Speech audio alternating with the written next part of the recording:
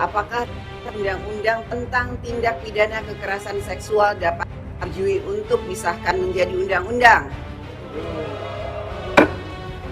Perlindungan terhadap korban kekerasan seksual perlu menjadi perhatian kita bersama.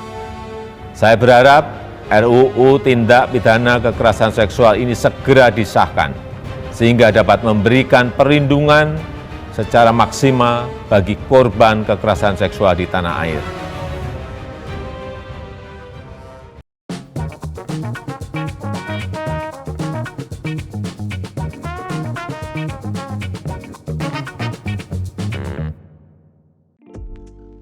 Hai Sobat Milenial, selamat datang di acara podcast dari Hukum. Hari ini kita akan membahas mengenai Undang-Undang Tindak Pidana Kekerasan Seksual. Dari judulnya cukup menyeramkan memang, tapi hal ini sangat penting untuk kita semua pahami mengenai apa saja yang diatur di dalam TPKS, bagaimana pemahamannya dan bagaimana peraturan ini implementasinya nanti ke depan seperti apa. Untuk itu dari Hukum hari ini sudah mendatangkan tamu yang cukup spesial dari Komnas Perempuan, yaitu Ibu Siti Aminah Tardi. Halo Ibu, apa kabarnya Bu hari ini? Baik, tapi panggil saja Ami. Siap. Karena Ami itu adalah sahabat perempuan. Benar sekali. Dan sesuai dengan tema kita hari ini ya Bu ya. Ibu Ami ini sobat milenial datang dari Komnas Perempuan dan berkedudukan sebagai salah satu komisioner dari Komnas Perempuan ya Bu. Iya. Oke, Bu Ami, pembahasan kita siang hari ini cukup menarik Bu, dan cukup tabu juga sebenarnya kadang-kadang untuk dibicarakan oleh teman-teman semuanya Bu, mengenai kekerasan seksual. Banyak sekali korban yang tidak berani untuk speak up, karena mungkin mereka ada traumatis sendiri ataupun takut dengan pelaku. Makanya hadirlah Undang-Undang TPKS ini untuk memberikan perlindungan kepada mereka. Seperti itu ya Bu ya, konsep secara umumnya dulu ya Bu. Oke, namun Bu, kalau kita melihat dari pemberitaan Bu, Undang-Undang TPKS ini melalui proses yang panjang sekali Bu. Dari tahun 2010 yang waktu itu diinisiasi oleh Komnas Perempuan, lalu sampai ke DPR dan melalui proses yang panjang juga baru sampai bisa disahkan. Mungkin bisa sedikit diceritain Bu, proses yang luar biasa itu Bu. Iya, jadi betul bahwa dari Undang-Undang TPKS kita belajar bahwa sebuah tujuan itu harus diperjuangkan dan harus ditelateni lah, seperti itu ya. Jadi sebelum ke Undang-Undang TPKS, Komnas Perempuan itu kan didirikan oleh waktu itu Presiden Habibie untuk merespon kekerasan seksual di dalam tragedi Mei 98. Oh iya benar. Kan di sana terjadi keperkosaan massal ya terhadap etnis Tionghoa, perempuan etnis Tionghoa. Jadi memang DNA dari Komnas Perempuan itu adalah isu kekerasan seksual. Jadi sejak awal, sejak didirikan, upaya yang kami dorong adalah bagaimana membangun kondisi yang kondusif bagi penghapusan kekerasan terhadap perempuan, terutama kekerasan seksual. Maka kemudian misalnya sejak tahun 2010, Komnas Perempuan berdasarkan pengaduan yang masuk, kemudian catatan dari kawan-kawan lembaga layanan, kami mulai melakukan penelitian, merumuskan apa ini pengalaman korban dan mengapa mengalami hambatan-hambatan di dalam mendapatkan keadilan dan pemulihan. Di 2010 itu ada proses konseptualisasi lah ya dari pengalaman-pengalaman korban. Itu Komnas Perempuan menemukan 15 bentuk kekerasan seksual. 15 ya di awal. 15. Yang kemudian 15 bentuk ini dikampanyekan dan dipublish dan kemudian didorong untuk kita menyusun usulan RUU yang mampu melindungi secara komprehensif bagi korban kekerasan seksual. Maka mulailah disusun usulan-usulan itu dan di 2014 dibangun komunikasi politik dengan DPR. Di 2016 DPR menerima usulan itu dan kemudian di tahun 2016 itu sendiri menjadi usul inisiatif DPR. Oke. Kalau sampai situ dulu usul inisiatif DPR. Lalu di tahun 2016 itu apakah langsung dikembangkan Bu menjadi DIM atau dibahas di Balek atau gimana Bu? Ya, kalau 2016 itu ketika sudah menjadi usul inisiatif DPR, berarti kan sudah di tingkat DPR ya, bukan lagi balik ya. Cuman memang pada tahun 2016 itu ada momentum yang mendorong langkah itu, yaitu kalau kita ingat ada korban perkosaan yang di Bengkulu, yang dia diperkosa pulang sekolah oleh 12 orang dan dibuang ke jurang dan meninggal. Kasus inilah yang kemudian memang mendorong itu diterima. Jadi sebenarnya bagi Komnas Perempuan, Undang-Undang TPKS itu adalah ibaratnya di setiap katanya itu ada ribuan nama korban. Termasuk momentum-momentum itu tidak lepas dari peristiwa-peristiwa yang menimpa perempuan atau anak perempuan. Nah, itu berlanjut di 2017 ada usul ada DIM itu kan sebenarnya pandangan pemerintah ya. Pemerintah memberikan pandangan di 2017, kemudian Komnas Perempuan dan masyarakat sipil juga tetap memberikan masukan karena ada perbedaan konsep ya, juga perbedaan tindak pidana yang diatur. Yang pada akhirnya di 2019 itu dilakukan pembahasan, belum masuk pembahasan, akan dilakukan pembahasan, tapi kemudian itu tidak ada satu nomor DIM pun yang disepakati atau diketok oleh DPR di tahun 2019. Nah, 2019 itu adalah tahun terakhir periode DPR RI. Yang kalau sebuah undang-undang belum ada satu nomor pasal pun disepakati, maka itu dikategorikan bukan carry over. Jadi dia harus mulai lagi dari nol. Ampun, Wow, berarti dari sampai 2019 seolah-olah itu mentok kembali lagi ke titik nol dan masuk lagi di tahun 2020-nya, berarti perjuangannya dari awal lagi ya Bu ya? Betul. Dari awal itu dalam artian pada ini yang formalnya ya, dari tahap perencanaan, penyusunan, kemudian pembahasan ya, kemudian pengesahan dan pengundangan. Nah, perencanaannya kita dorong kan menjadi masuk ke prioritas jangka menengah dalam artian periode DPR ini ya 2020-2024 gitu ya. Kemudian diturunkan, itu masuk di prioritas prolegnas tahun 2020.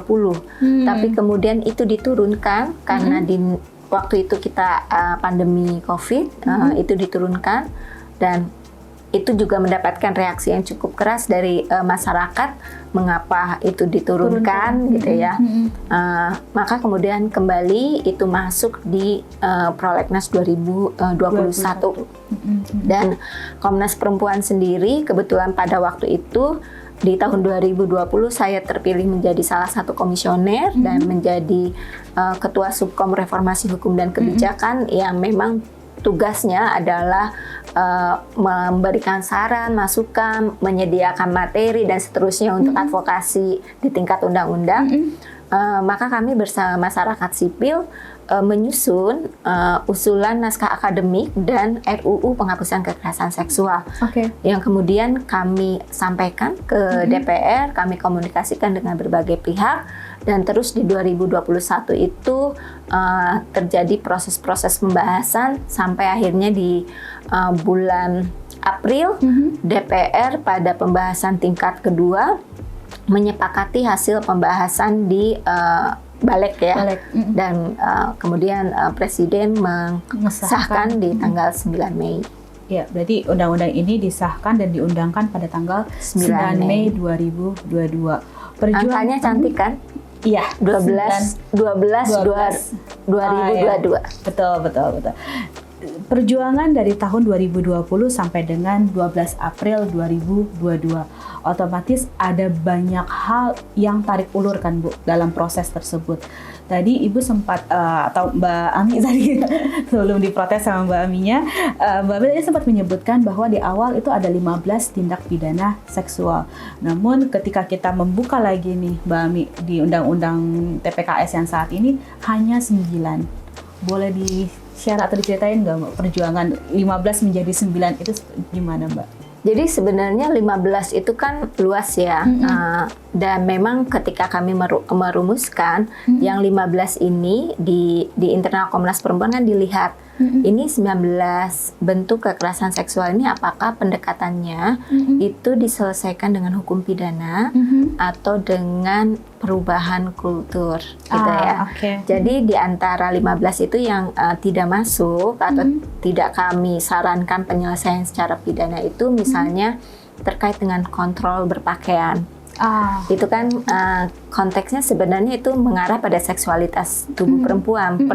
Perempuan dikontrol untuk menggunakan pakaian misalnya di luar keinginan perempuan itu. Misalnya ya gampangnya ada perda tentang kewajiban berjilbab kayak gitu. Itu adalah kontrol seksual sebenarnya. Tapi kemudian kan kita menilai ini penyelesaian tidak bisa dengan pidana. Betul. Maka dikeluarkan.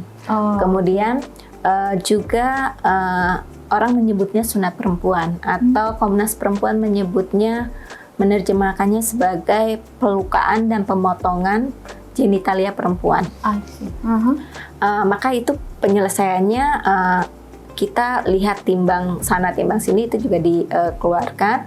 Kemudian seperti ada intimidasi seksual, kita unsurnya itu dimasukkan ke yang lebih dekat gitu. Sehingga kemudian memang ada 9 tindak pidana. Nah, 9 tindak pidana yang diusulkan Komnas Perempuan itu berbeda dengan 9 tindak pidana di pasal 4 ayat 1. Oh, jadi 9 tindak pidana versi Komnas Perempuan tidak sama dengan yang ada di undang-undang. Perbedaannya ada di mana nih, Mbak? Bedanya kalau misalnya di sini, kalau yang di Undang-Undang TPKS pasal 4 ayat 1, itu kan pelecehan seksual itu dijadikan di pelecehan seksual fisik, pelecehan seksual non fisik. Itu udah 2 tuh. Kemudian pemaksaan kontrasepsi, pemaksaan sterilisasi. Nah, kalau di usulan kami itu 1, misalnya pelecehan seksual. Pemaksaan kontrasepsi. Nah, itu kan hilang 2 juga tuh kan, itu contohnya. Nah, dari sebenarnya di Undang-Undang TPKS yang belum terakomodir ya, itu adalah pemaksaan pelacuran. Yang belum ada ya pemaksaan pelacuran. Kalau yang lainnya sih sebenarnya sudah terakomodir, walaupun itu tidak di dalam Undang-Undang TPKS. Oke, menarik. Tidak ada dalam Undang-Undang TPKS, lalu ketentuannya seperti apa, Mbak? Apakah bisa diarahkan untuk proses korbannya sendiri ke Undang-Undang TPKS atau menggunakan ketentuan yang lain?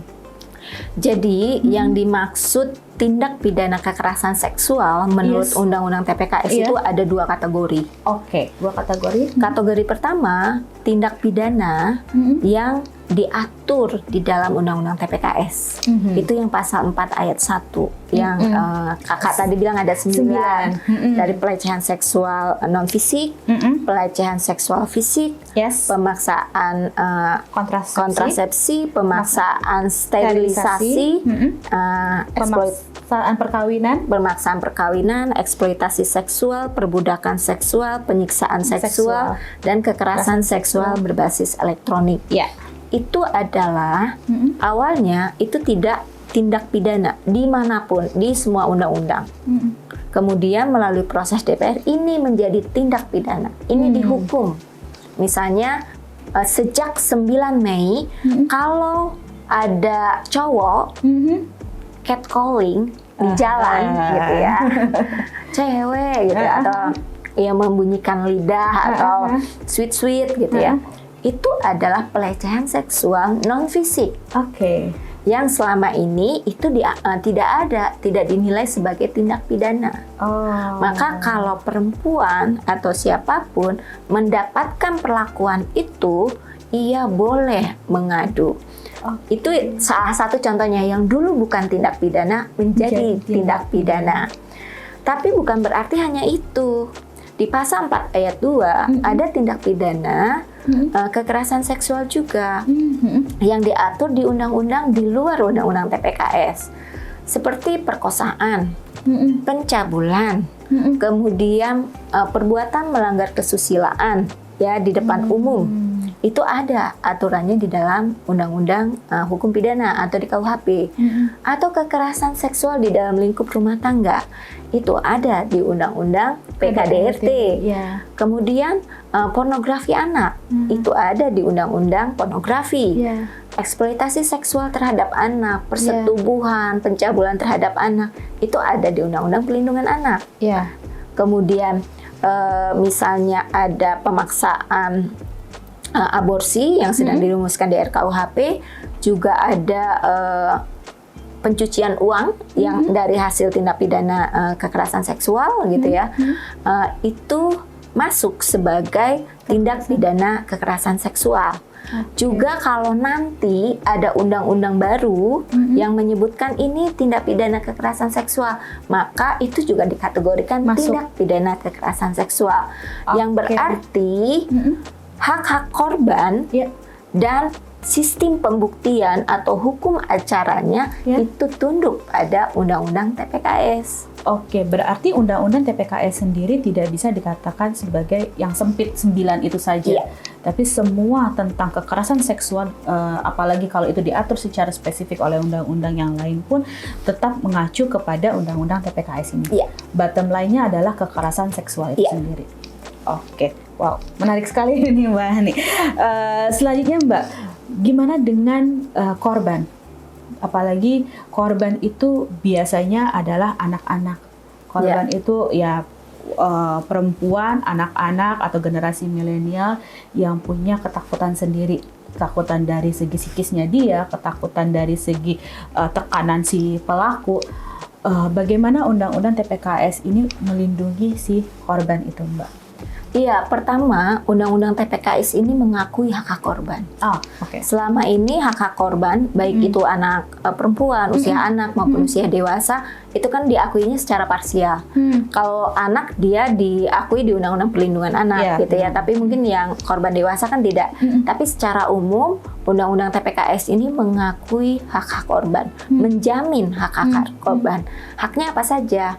Ada 3 klaster hak, yaitu hak atas perlindungan, hak atas penanganan, dan hak atas pemulihan. Itu yang di dalamnya kemudian nanti ada bentuk-bentuk hak lainnya.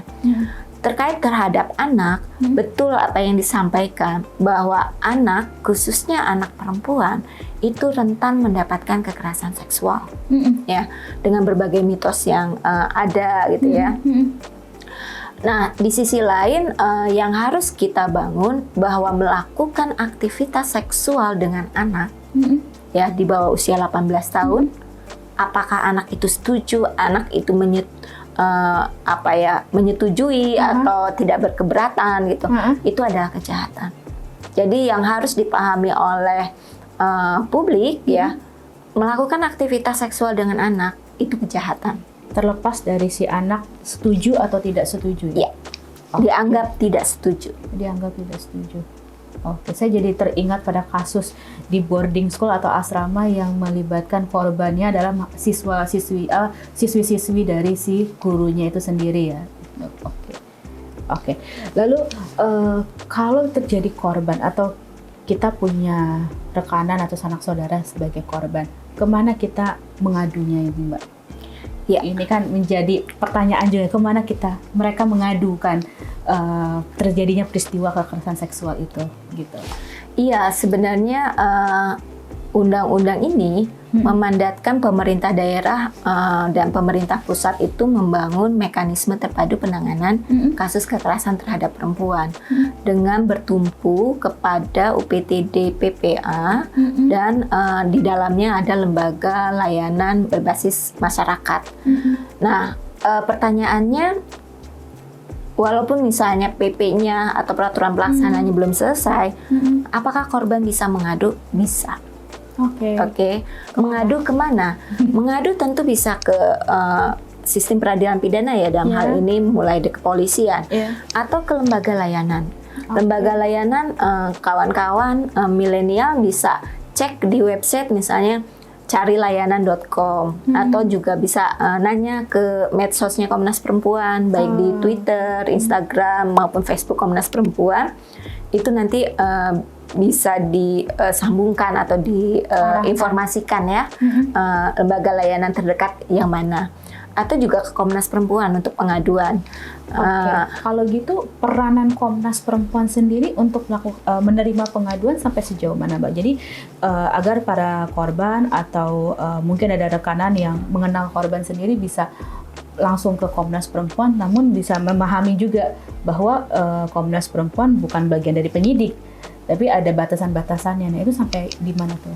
Iya, jadi Komnas Perempuan kami dalam Perpresnya memang tidak secara langsung menangani korban, atau kami bukan lembaga penyedia layanan, tapi lembaga nasional HAM yang melakukan pemantauan dan memastikan negara melakukan pemenuhan hak-hak korban dalam hal ini. Tapi memang sejak 2005 Komnas Perempuan membuat unit namanya Unit Pengaduan dan Rujukan. Yang setiap hari minimal kami menerima 16 kasus. Tahun lalu kami menerima 4.623 kasus. Tinggi juga ya untuk... Ya, ada kenaikan 80% dibandingkan tahun 2020. Nah, terhadap kasus-kasus itu apa yang kami lakukan? Komnas Perempuan tidak melakukan pendampingan day by day gitu ya, karena juga yang keterbatasan yang ada di Komnas Perempuan, cakupan wilayah dan seterusnya. Tapi kami membangun apa yang disebut dengan mekanisme rujukan. Apa Jadi itu? Jadi misalnya gini, ada korban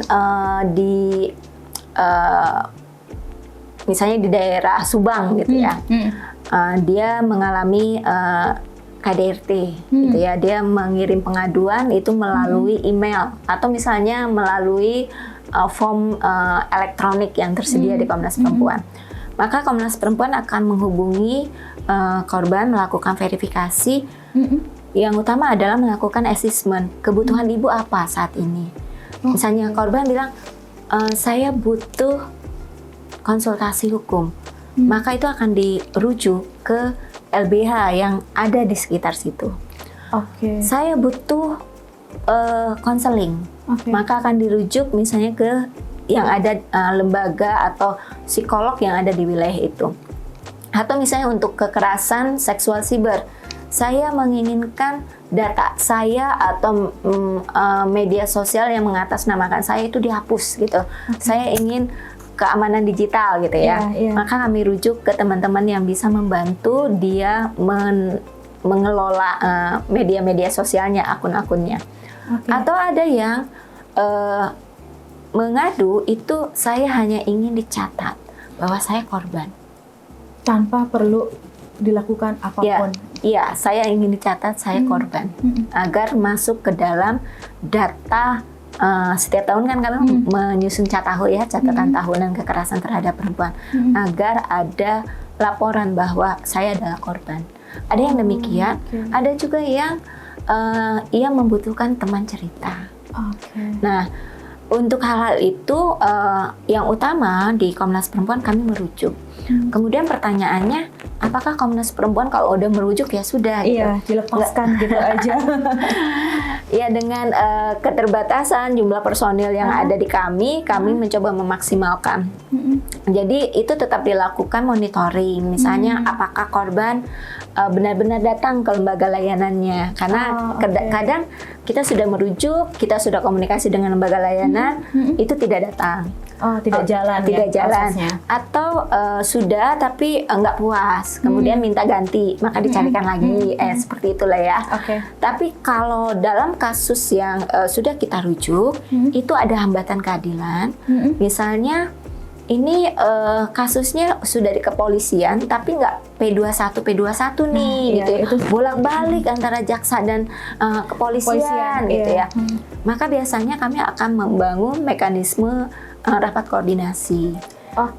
Kita apalagi sekarang nge-Zoom itu lebih mudah ya, dalam artian terbantukan ya dengan digitalisasi seperti saat ini. Jadi dari berbagai wilayah kita bisa rakor gitu ya. Itu dilihat ini kenapa gitu ya. Oh, kami mengalami kesulitan karena alat buktinya kurang. Maka alat bukti yang mungkin yang mana gitu. Oh, mungkin kami butuh keterangan ahli nih. Misalnya oke, butuh keterangan ahli, maka kemudian kita cari nih ahli yang sesuai atau ahli yang dibutuhkan untuk memperkuat gitu. Atau misalnya hal yang lain ya. Itu coba dibangun mekanisme rapat koordinasi, kemudian RTL-nya dilakukan bersama-sama. Atau juga kami biasa mengirimkan surat dukungan ke korban maupun mengirimkan rekomendasi ke aparat penegak hukum, ke eksekutif maupun ke legislatif terkait kasus. Misalnya ada kasus kekerasan seksual di pengadilan negeri A gitu ya. Menurut kami pasal yang tepat ini adalah pasal ini, bukan itu gitu ya. Maka kami mengirimkan surat rekomendasi berdasarkan analisa hukum yang kami lakukan. Oke, berarti tidak hanya sekedar merujuk tapi juga mengawal, dalam tanda kutip mengawal proses ini agar berjalan sesuai dengan apa yang diatur dalam ketentuan yang berlaku. Oke, tadi kata terakhirnya adalah merujuk. Merujukkan si korban ini ke sesuai dengan apa yang si korban butuhkan ya, bukan harapan. Dari Komnas Perempuan sendiri pun ada nggak memberikan arahan, oh sebaiknya dia melaporkan ini ke mana gitu, walaupun belum dibutuhkan pada saat itu oleh korban. Mungkin kan korban terlalu emosional dengan apa yang baru saja dia hadapin. Ada sampai tahap mengarahkan seperti itu nggak, Mbak? Itu kami melakukan diskusinya dengan pendampingnya, dengan lembaga layanannya. Karena kan pasti lembaga layanan atau pendampingnya itu lebih memahami ya kebutuhan korban, kemudian peluang-peluangnya. Ibaratnya kalau kasus hukum itu kan kadang kita ada ibaratnya strategi A, strategi B, strategi C gitu ya. Mana dulu nih yang digunakan gitu. Maka itu biasanya kami diskusi dengan teman-teman pendamping. Kalau untuk korban umumnya yang lebih diperlukan adalah penguatan psikologis. Mental ya. Bagaimana ia siap memasuki sistem peradilan pidana.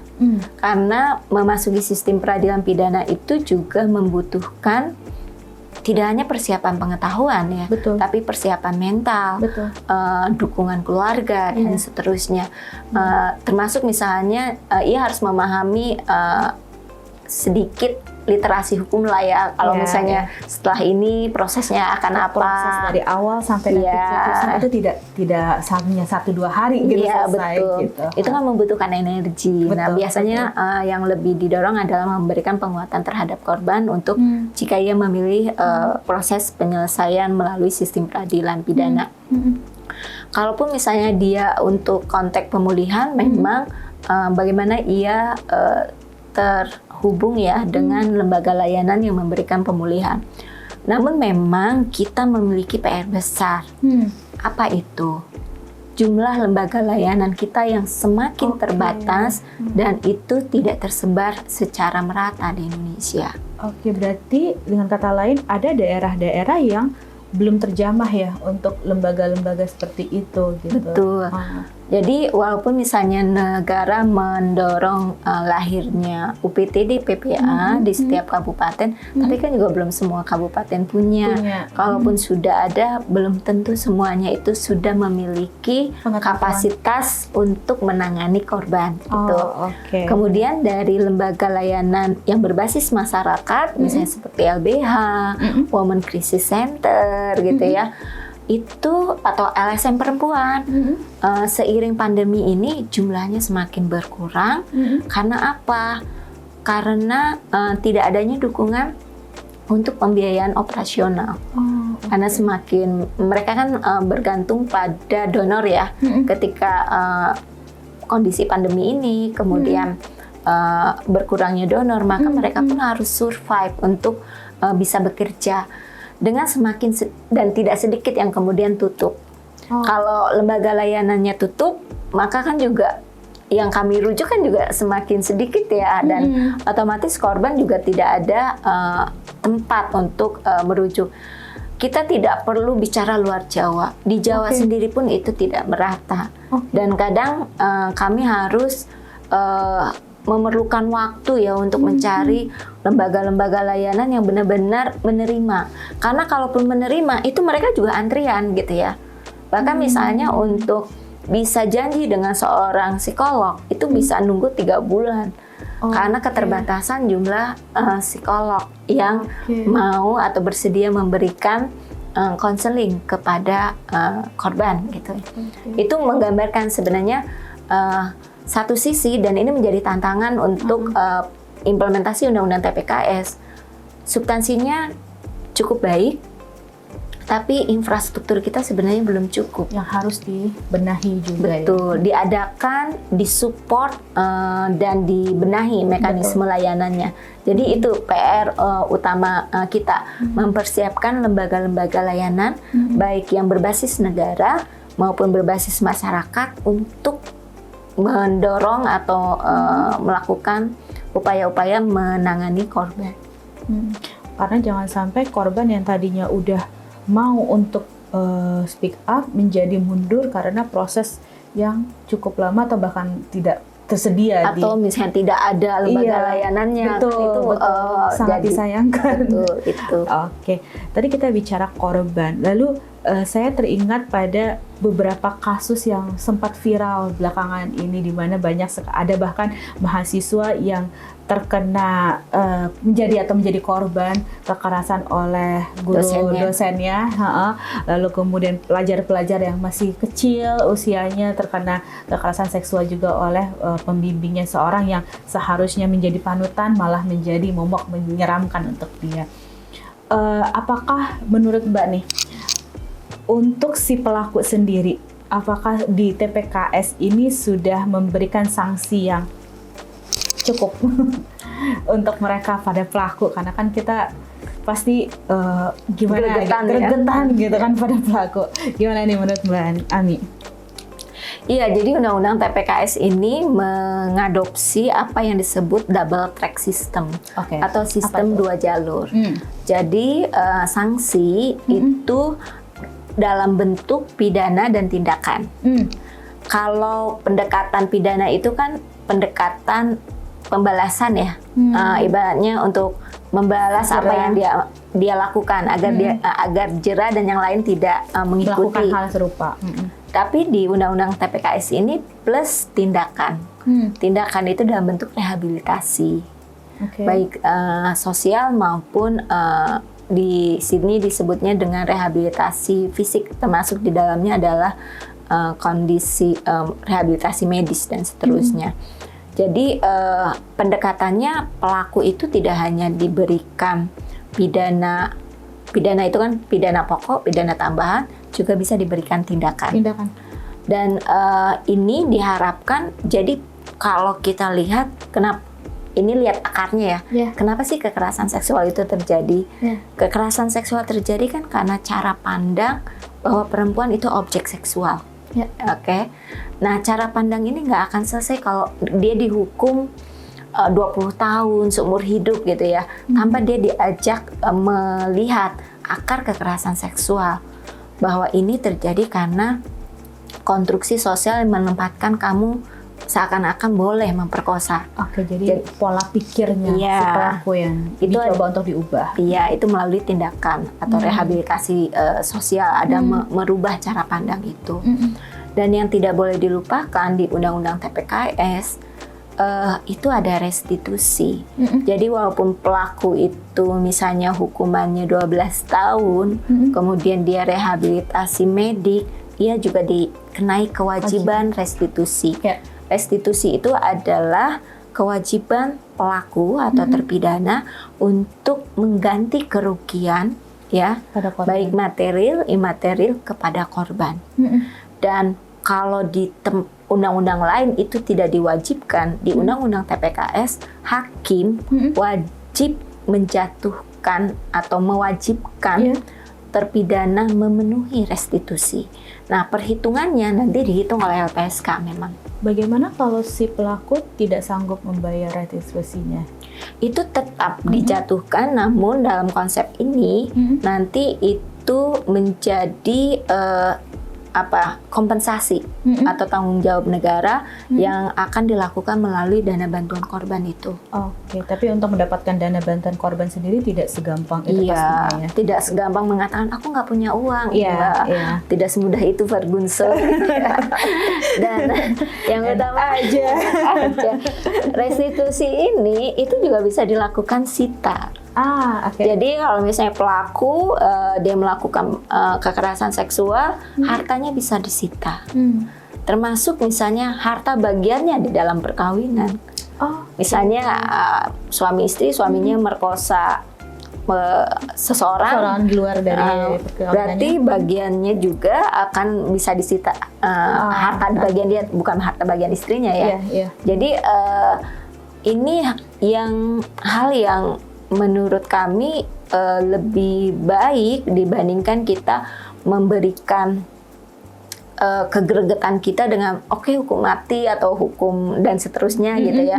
Karena justru dengan kita menginformasikan kekerasan seksual, kamu dipidana penjara, kamu mendapatkan tindakan, hartamu bisa disita.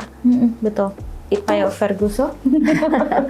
Jadi itu juga di sisi lain buat korban dengan restitusi dia bisa membantu untuk pulih, dan ada program-program dari negara tadi ya, hak-hak pemulihan, penanganan, perlindungan yang kami harapkan kalau semuanya sudah berjalan dengan baik itu membantu korban. Nah, kalau tadi pertanyaannya terkait dengan anak gitu ya. Sebenarnya undang-undang ini kan tidak menegaskan undang-undang perlindungan anak atau undang-undang KDRT itu tetap berlaku. Jadi misalnya pidananya merujuk ke undang-undang yang bersangkutan. Tetap ya. Oke, pertanyaan terakhir tapi nggak terakhir banget.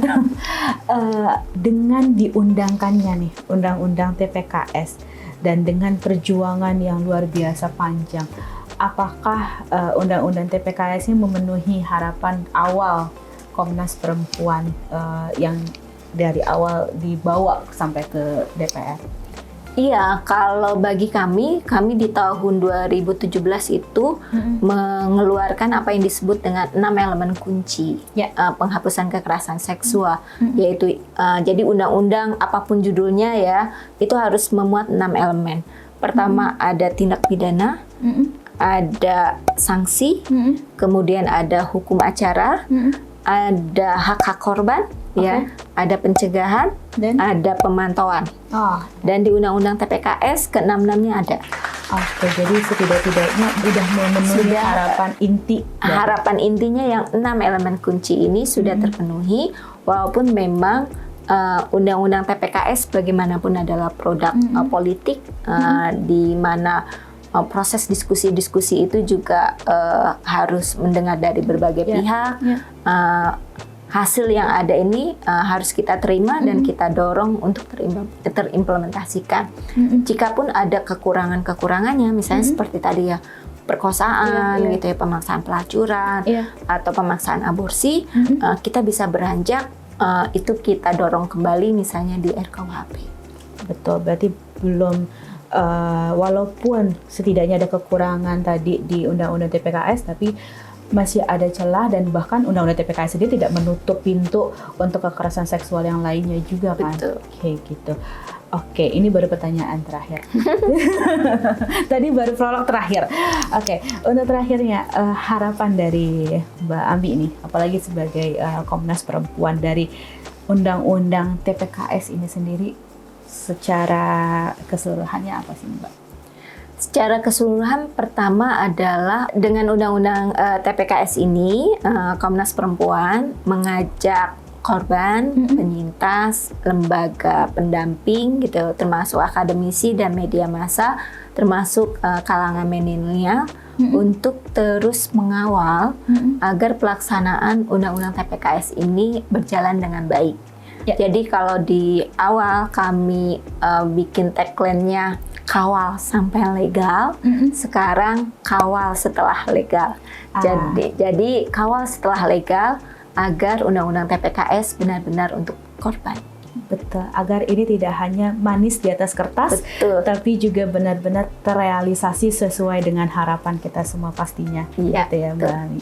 Mbak Ami, terima kasih banget Mbak Ami Sama-sama. atas penjelasan yang sangat komprehensif ini, dan semoga Mbak Ami dari penjelasan yang sudah disampaikan hari ini memberikan keingintahuan yang lebih dari para pendengar, justru para milenial, dan juga memberikan keberanian kepada para korban untuk berani speak up bahwa korban itu mempunyai haknya diatur dan dilindungi oleh Undang-Undang TPKS. Karena itulah tujuan dari Undang-Undang TPKS itu sendiri. Benar ya Mbak Ami ya? Iya. Oke, Sobat Milenial, terima kasih udah mendengarkan podcast dari Hukum hari ini, dan jangan lupa untuk di-subscribe dan kalau perlu disebarkan ke rekan-rekan yang lain agar kita semua bisa memahami inti dari Undang-Undang TPKS sendiri. Jangan lupa pesan dari Mbak Ami tadi, legalkan, Kawal setelah legal agar tidak sekadar manis di paper undang-undang itu sendiri. Terima kasih.